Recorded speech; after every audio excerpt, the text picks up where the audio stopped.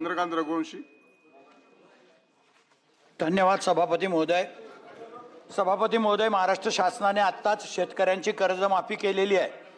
महाराष्ट्रातील अनुसूचित जमातीतील हजारो लाभार्थ्यांना स्वावलंबी करण्याच्या उद्देशाने शबरी आदिवासी वित्त व विकास महामंडळामार्फत विविध स्वयंरोजगार योजनेअंतर्गत कर्ज वितरित करण्यात आले।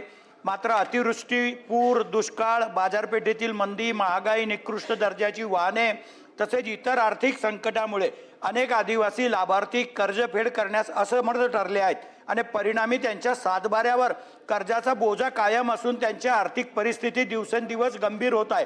शासनाने 2009च्या विधानसभेच्या निवडणुकीच्या अगोदर कर्जमाफीची घोषणा केली होती, परंतु प्रत्यक्षामध्ये फक्त थकीत व्याजावरच माफी दिली। मूळ कर्ज जसेच्या तसे राहिलेले आहे आणि म्हणून आजही आदिवासी कुटुंब या कर्जाच्या दुष्टचक्रात अडकली असून नवीन शासकीय योजनांच्या लाभापासून वंचित राहत आहेत। आणि म्हणून माझी विनंती आहे शासनाला की शबरी वित्तीय महामंडळ विकास महामंडळाचं जे कर्ज वितरण झालं आहे आणि ज्याची घोषणा शासनाने यापूर्वी केली आहे, 2009 मध्येच विधानसभेच्या निवडणुकीमध्ये आपलं काम होऊन गेलं, परंतु दुर्दैवानं शासन विसरून गेलं की कर्ज माफ करायची घोषणा आपण केली होती।